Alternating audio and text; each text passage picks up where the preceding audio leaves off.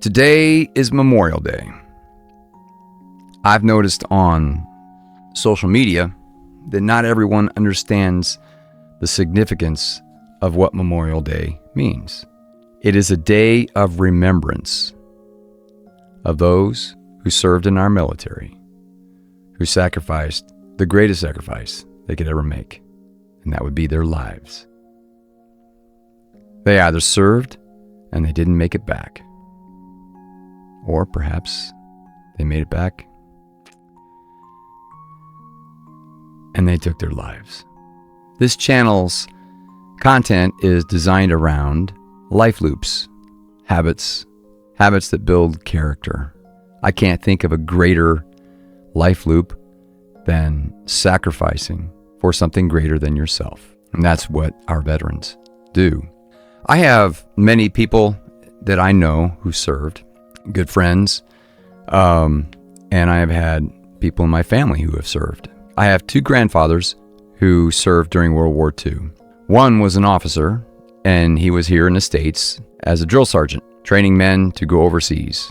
The other, Richard Lee Bannon, was a good old farm boy in Indiana. He was deployed and sent to war. He had landed on the beach of Omaha during the third day of the Normandy invasion. 3 days after that mayhem of survival of landing that beach, he was captured by the Germans. He remained a prisoner of war till the end of the war. My grandmother was madly in love with this man.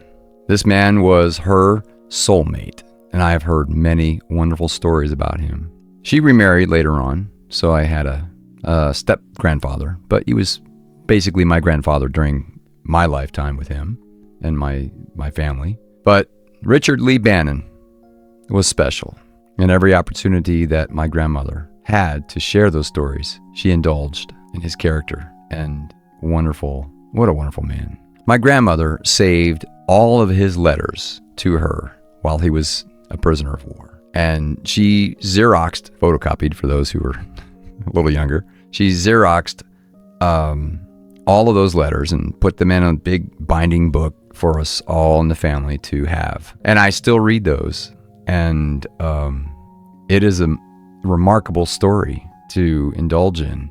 So Richard returned to the United States, and he suffered PTSD pretty badly before they knew what PTSD was. He was unable to work in confined spaces. He couldn't work in an office. He couldn't be the manager of a department store or machine shop or anything like that. He just couldn't be in confined spaces. And being a farm boy, he had to be outside. So he took a job in our neighboring city, Indianapolis, which is about 50 miles away from our hometown, 45, 55 miles away. And he had a job as being the brakeman. He was the guy that connected and disconnected the trains in the train yard. We're talking about, the mid 40s. So one day, not long after he had returned, it was a December Saturday, and he was called into work during a big snowstorm. Everyone there who worked at the train yard, who lived in the nearby city, called in sick. My grandfather drove 50 miles to go to work because that's the kind of guy he was. He showed up that day not knowing it would be his last day on this earth. Because of the conditions, it was a blizzard, it was icy, the trains were all just iced over. He slipped and he fell and was crushed by the train. He fell to his death in his own homeland. And if it weren't for the conditions that he survived in,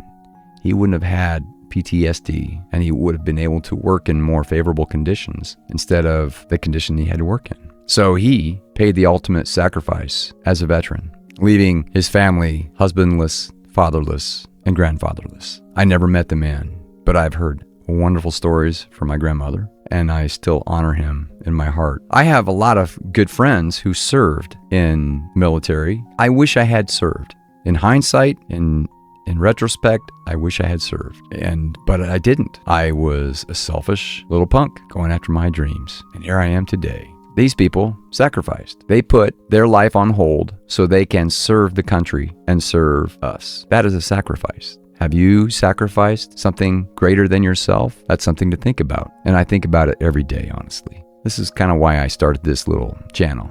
It's a channel to serve. So I have several friends that served in Gulf War I and Gulf War II. And they came back, and some of them took their lives. They didn't have the support. Our government failed them. And they had a mountain on their shoulders that they were carrying that they just could not put down. And so they put themselves down because they were hurting. They were in pain, and they couldn't provide for their families the way they wanted to. They couldn't be acclimated into our society. It's a big thing. So for me, this Memorial Day has meaning to me. It's a meaning of remembrance for all of those people who have served to a level much greater than themselves for us. Whatever your political position is, that means nothing to me. It means nothing to those people either, because they still served. And I think they deserve some remembrance.